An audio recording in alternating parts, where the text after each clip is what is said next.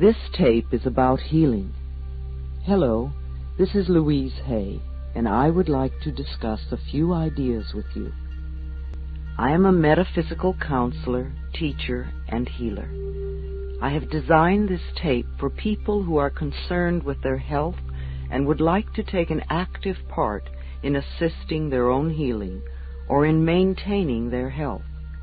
It doesn't matter what your disease is. If you choose to work with these ideas, your health is sure to improve. I once heard a definition of health that made a lot of sense to me. Good health is having no fatigue, having a good appetite, going to sleep and awakening easily, having a good memory, having good humor, and having precision in thought and action, not being klutzy. Being honest, humble, grateful, and loving. How healthy are you? I do not heal anyone. The work I do is to help people understand how their own mental patterns are constantly creating their own life experiences. All of them. The good experiences and the so-called bad experiences. And also how these same mental patterns are contributing to the ease and dis-ease in their bodies. We do not want to be ill, and yet we need every disease we have. It is the body's way of telling us that we have a false idea in consciousness. We are being told we are on the wrong track and need to change the way we think. Every illness is a lesson for us to learn. Please do not just complain, I want to get rid of this condition. It will not create the healing you want, nor will you learn the lesson you need to learn. This is not a time for condemnation or for creating more guilt. We are just looking at what needs to be released. This is a time for healing, for making our lives and our bodies whole. I know you have within you all that you need to accomplish this. Once we begin to understand this process, we are able to take conscious control of the changes we wish to make in our lives. This is a very exciting process and becomes one of the most important adventures in our lives. I believe there is a center of wisdom within each one of us, and when we are ready to make positive changes in our lives, we attract whatever we need to help us. The very fact that you have discovered me and this tape means that you are already in the process of healing yourself. Something inside of you has shifted, and the healing process has already begun. You might even say that to yourself now. I have already begun the healing process.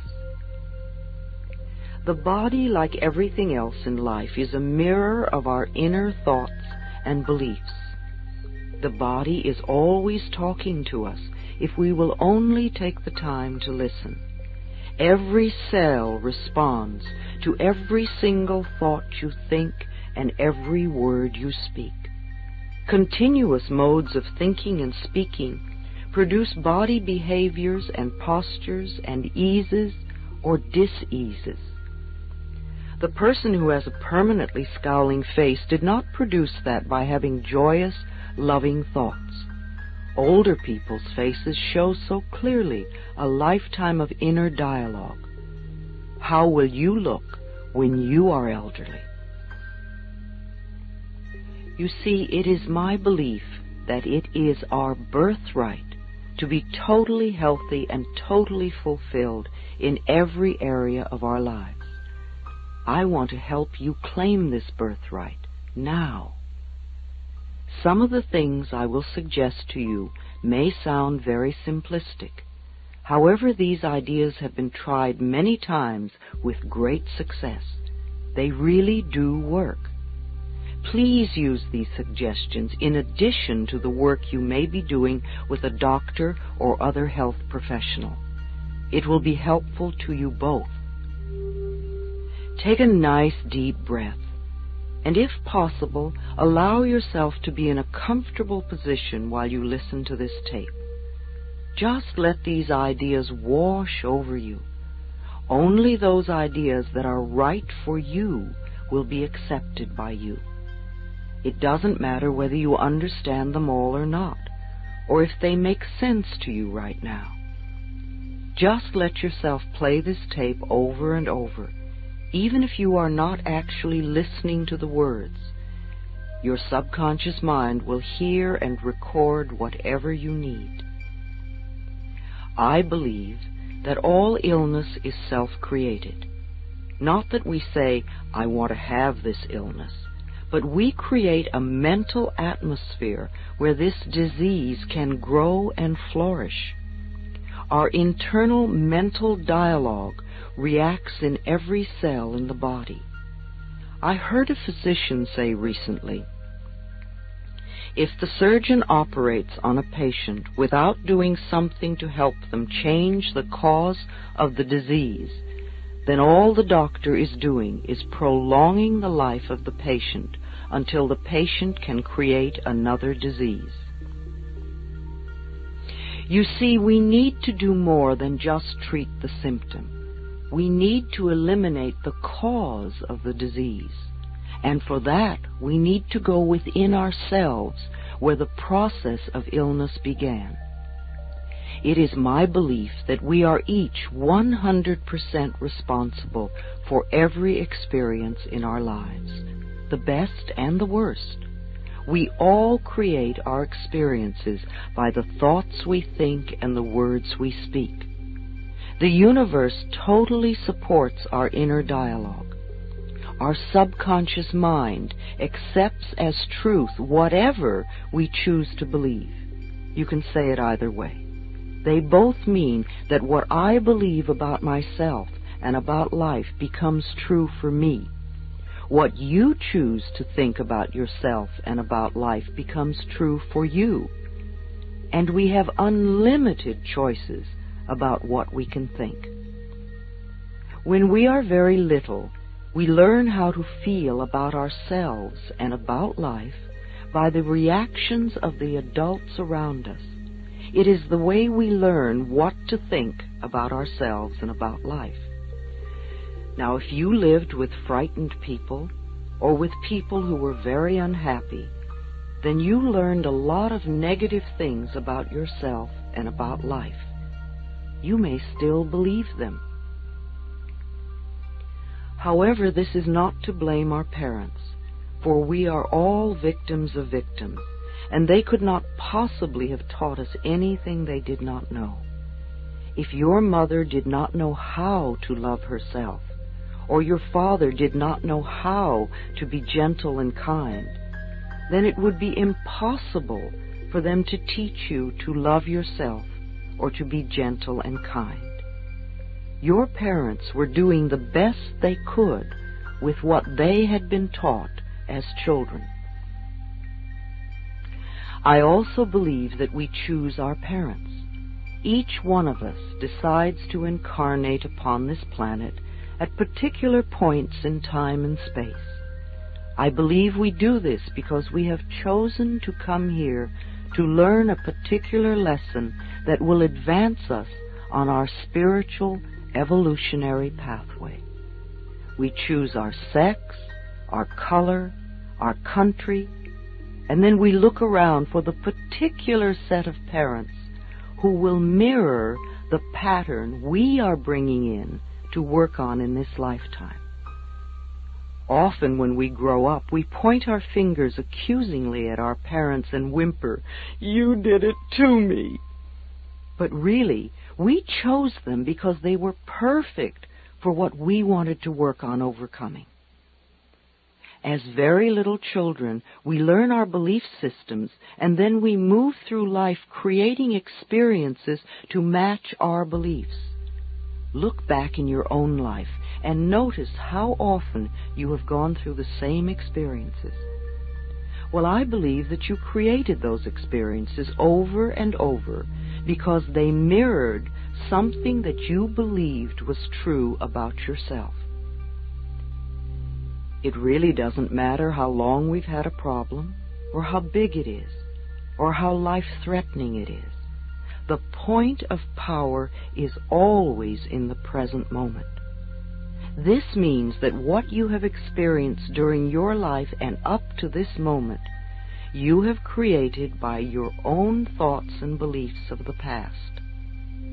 However, what you are choosing to think and believe and say today, right here and right now, is creating your future. Your current internal dialogue is creating tomorrow, next week, next month, next year, etc. Notice what you are thinking at this moment. Do you want this thought to be creating your future? Is it negative or positive? Just notice and be aware. I am not trying to create guilt for anyone, nor to make anyone wrong. I am making us aware of what is going on inside of us. Many of us who create illness and disease are in fact totally out of touch with what is going on in our minds and in our bodies. We only notice our bodies when we become ill or are in pain. If we do not know what is going on inside of us, how can we ever change? No matter what the problem is, the only thing we are ever dealing with is a thought, and a thought can be changed. All our experiences are just outer effects of our inner dialogue. Even self-hatred is only hating a thought you have about yourself. You may have a thought that says, I'm a bad person. This thought produces a feeling, and you accept the feeling as true. However, if you eliminate the thought, you won't have the feeling. Thoughts can be changed. Change the thought and the feeling must go. Believe it or not, we do choose our thoughts. We may habitually think the same thought over and over so often that it does not seem that we are choosing the thought, but we did make the original choice. We can refuse to think certain thoughts. Look how often you have refused to think a positive thought about yourself. Well, you can also refuse to think a negative thought about yourself, too. It seems to me that everyone on this planet that I know or have worked with is suffering from self-hatred and guilt to one degree or another. The more self-hatred and guilt we have, the less our life works. We find we have an inability to speak up for ourselves, and we are always trying to please others. Or we may be angry and explosive all the time. The less self-hatred and guilt we have, the better our lives work on all levels. This includes the health of the body, too. It has been my experience that the very bottom line for everyone I have worked with is always, I'm not good enough. And we often add to this, I don't do enough, or I don't deserve. Does this sound like you? Always saying or implying or feeling that you are not good enough? But for whom? And according to whose standards? Now, if these negative beliefs are very strong in you, then how can you possibly create a loving, joyous, prosperous, healthy life? Somehow your subconscious beliefs would always be contradicting these objectives and making sure you do not obtain your goals. I find that resentment, criticism, guilt, and fear cause more problems in our bodies and in our experiences than anything else. These feelings come from blaming others and not taking responsibility for our own lives. You see, if we are all 100% responsible for everything in our lives, then there is no one to blame. Whatever is happening out there is only a mirror of our own inner thinking. I am not condoning other people's poor behavior, but we must realize it is our beliefs that attract to us people that will treat us that way. If you find yourself saying, "Everyone always does such and such to me, criticizes me, ignores me, takes advantage of me, or abuses me," then this is your pattern. There is some thought in you that attracts this behavior. On some internal level, you believe you deserve to be treated this way, or you treat other people this way, and it is just coming back to you. Whatever we give out, mental, physical, or verbal, will come back to us. When we no longer think or behave this way, the other people will change their behavior, or they will go and do that to someone else who believes they deserve it. You will no longer be attracting the experiences you say you do not want. Whether we want to change a life experience or a physical problem, the place to begin is to say so. Literally say, "I am willing to release the pattern within me that is creating this experience or this condition." You can say this to yourself over and over every time you think of your illness. Say this with me now. I am willing to release the pattern in me that has created this condition. The minute you say this affirmation, you are stepping out of the victim role. You are no longer helpless. You are acknowledging your own power.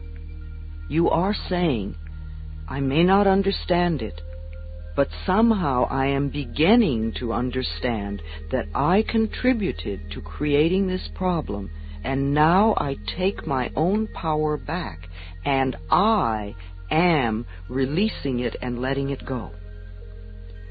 What a powerful statement to have your subconscious mind supporting. As I said, resentment of others, criticism of ourselves, guilt over the past, and fear of the future are the most damaging mental thought patterns we can have. This kind of internal dialogue creates and maintains dis-ease in the body.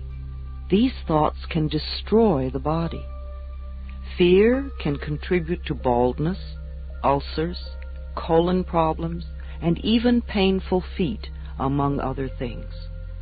Criticism as a permanent habit can often lead to arthritis in the body.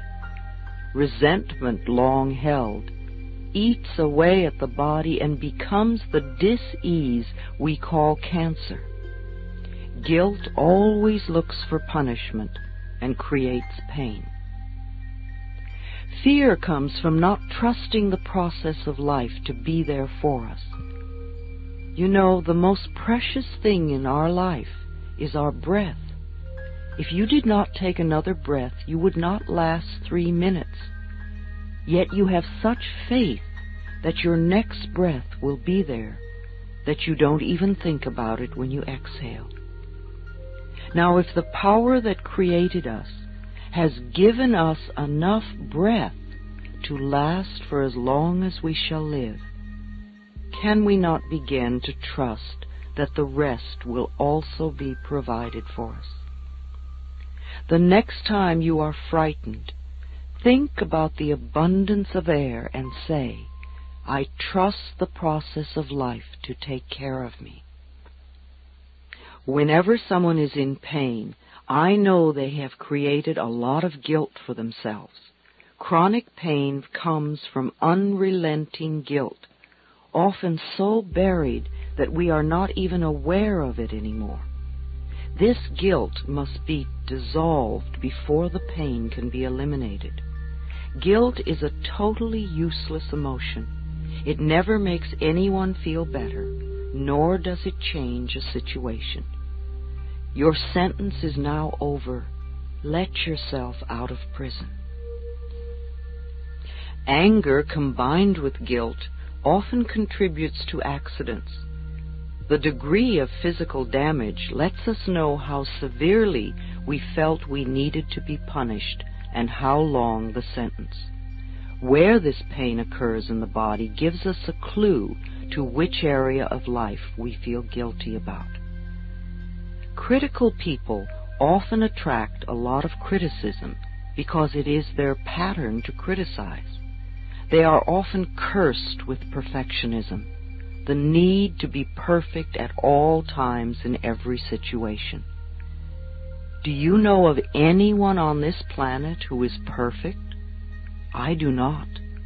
Why do we set up standards that say that we have to be super person in order to be barely acceptable? That is such a heavy burden to carry. When I was a little girl, I had a very difficult childhood. My parents divorced when I was 18 months. I was raped when I was 5. I became a battered child and grew up in the Depression. My mother was very much a victim, and my stepfather constantly expressed his own brutalized childhood. I grew up having a lot of resentment. I had to create cancer in my own body before I was willing to begin to release that resentment. I am certainly not condoning the behavior of any of the people who mistreated me. However, for me to spend a lifetime just running the old movie, feeling blame and anger and resentment, is not doing me any good in the present moment. I learned that resentment only eats away at me, and it did. In my case, holding on to old blame and feeling resentful for all that they did to me helped to create my disease. Releasing and letting go helped me to heal myself. The past is over and done. We cannot change that now. We can change our attitude toward the past and our thoughts toward the past. How foolish for us to punish ourselves in the present moment because someone else hurt us in the long ago past. It's not worth it. I often say to people who have deep resentment patterns, please begin to dissolve the resentment now when it is relatively easy. Don't wait until you're under the threat of a surgeon's knife and you have to cope with panic too. It is vital that we release foolish, outmoded, or negative ideas and beliefs that do not support us and nourish us. Our concepts of ourselves and of life and of God must support us, not negate us. No matter what our disease, if we choose to believe that we are helpless victims and that it is all hopeless, then the universe will support us in that belief and we will just go down the drain. When people come to me with a problem, I don't care what it is, poor health, lack of money, unfulfilling relationships, or stifled creativity. There is only one thing I ever work on, and that is loving the self. I find that when we really love and accept and approve of ourselves exactly as we are, then everything in life flows. It is like little miracles are everywhere. Our health improves, we attract more money, we have better relationships, we begin to express ourselves creatively. I often ask people to look in the mirror and say, I love and accept myself exactly as I am. When they can't do it, or won't do it, or find it painful or silly, then I know they are killing themselves with their own critical thoughts. Do this exercise in a mirror. See what comes up in your mind. Notice how you feel. This may be the center of your problem. Resenting, criticizing, or fearing others, and not being willing to love and accept yourself. when we won't love ourselves, it just means that we are still believing the old limitations that someone taught us many years ago. Usually that person was someone who did not know how to make their own life work. But remember, your limiting beliefs are only thoughts, and thoughts can be changed. Let's change them now. The only thing you ever have control over is your current thought. Loving ourselves, to me, begins with never, ever, ever criticizing ourselves for anything. Criticism only locks us into the very pattern we are trying to change. Understanding and being gentle with ourselves helps us move out of it. After all, you have been criticizing yourself for years, and it hasn't worked. Let's try approving of yourself and see what happens. Self-approval and self-acceptance, right here and right now, are the keys to positive changes. It is also important that we release the past and be at least willing to forgive. Love is always the answer to healing and health, and the road to love is through forgiveness. It is imperative for our own healing that we release the past and forgive everyone. We may not know how to forgive, and we may not want to forgive. But because we say we are willing to forgive, we begin the healing process. We do not have to know how to forgive. All we need to do is to be willing to forgive. The universe will take care of the hows. The Course in Miracles says that all disease comes from a state of non-forgiveness, and that whenever we are ill, we need to look around to see who it is that we need to forgive. I know that the very person you find it hardest to forgive is the one you need to let go of the most. Forgiveness means giving up, letting go. It has nothing to do with condoning behavior. It's just letting the whole experience go and coming into the present moment. We understand our pain so well. How hard it is for most of us to understand that they were also in pain and doing the best they could with the understanding and awareness and knowledge they had. In order to heal ourselves, we need to be willing to change our thinking, to forgive others, and to learn to love and accept ourselves more. When we refuse to be willing to love ourselves, then we are denying ourselves our own healing. Self-acceptance and self-approval in the now are the keys to positive changes in our future. One of the ways in which we unknowingly deny ourselves love is to make ourselves wrong, to be critical of what we do or do not do. Even using the word should limits you, and removing it from your vocabulary will make a great difference in your life. It certainly has in mine.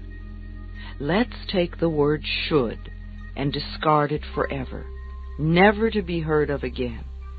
Should is a word that makes a prisoner of us.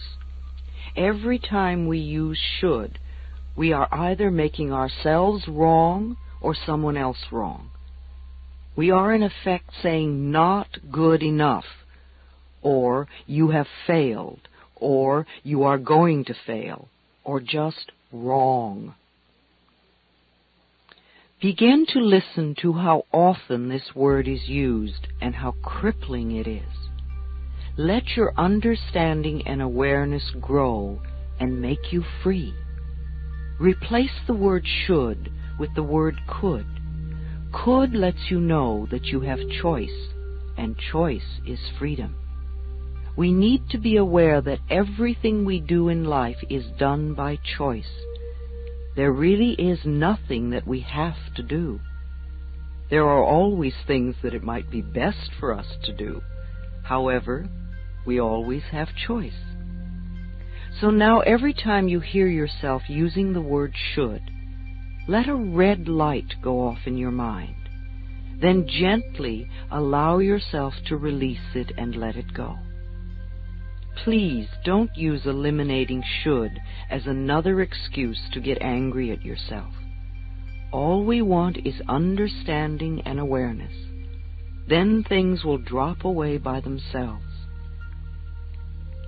You might notice, oh dear, it's 27 times today I've said should. No wonder I'm such a rigid person. Now that would be understanding and awareness and the road to freedom. One of the worst things we can do is to get angry at ourselves. Anger only locks us more rigidly into our patterns. Sometimes we think we have to be angry at ourselves in order to change. You may have been angry at yourself and scolding yourself for years, and still you haven't changed. That is not the way to do it. Think of what happens when we yell and scream at a tiny child. All the joy goes out of their life. And if we yell and scream at them long enough, they literally shrivel and sit in corners, or they tear up the room. The same things happen to the little child within us when we get angry at ourselves. We lose our joy, we lose our creativity, we lose our spontaneity, we lose our freedom and our health. We don't need any more anger. We need more self-acceptance and more self-love. When we can accept ourselves right now, as we are right now, without any criticism or judgment, then we are truly loving ourselves, and the negative patterns must dissolve. If we wait until we have the new job before we love ourselves, or if we wait until we lose weight before we love ourselves, or if we wait until someone else loves us before we love ourselves, then we are denying our existence right now. If we wait until we become perfect before we love ourselves, we waste our lives. We are already the perfect outer expressions of our inner understanding, and we will change. But the changes we make when we love and accept ourselves are always positive, always. So let's release the anger and all those negative beliefs about ourselves and about life, and begin the process of accepting and approving of who and what we are in the here and now. We are always unfolding in the best way we can. The knowledge and understanding that you are already incorporating from this tape will help you to change your life and dissolve the negative patterns. No negative condition can remain in our lives when we truly love and accept ourselves. Love is the healing power. Love dissolves anger. Love gets rid of guilt. Love fades away fear. Love for ourselves is the power that heals us.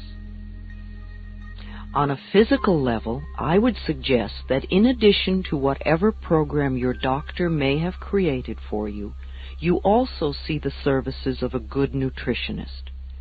You could go to the health food store and seek advice, or go to the library and read a book on nutrition, or talk to a friend who understands the importance of good food in your diet and how it can help rebuild your body. There are many things you can do to assist in your own healing. Body, mind, and spirit must be balanced. It sounds more overwhelming than it is. Just begin where you are, doing what you can. It's like cleaning a house. It doesn't matter in what room you begin. If you keep going, eventually the whole house becomes clean. Let me repeat. I believe it is our birthright to be totally healthy and totally fulfilled in every area of our lives. Let us claim and accept that birthright right now. On the other side of this tape, we're going to experience a deep relaxation with a guided meditation to help you create new thought patterns that you can use to dissolve disease in your body and to build perfect, vibrant health